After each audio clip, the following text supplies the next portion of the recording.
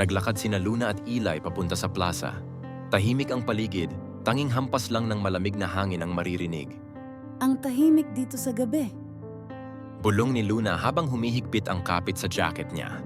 Sanay ka rin naman siguro sa ganitong lugar, di ba? Tanong ni Eli habang nakatingin sa kanya.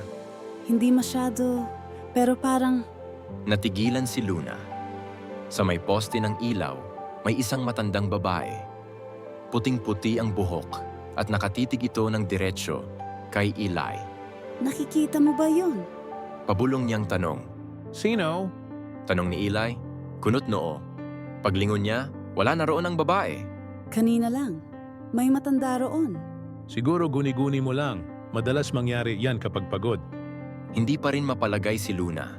Habang naglalakad sila pa uwi, pakiramdam niya ay sinusundan sila. Pagsapit sa bahay, bumalik ang kaba niya. Sa bintana ng ikalawang palapag, may nakasilip na parehong matandang babae, tahimik, nakangiti pa rin. Nang tumaas ang tingin ni Luna, wala na si Eli sa tabi niya. Nasa may pintuan na ito, kausap ang matandang babae na kanina pa niya nakikita.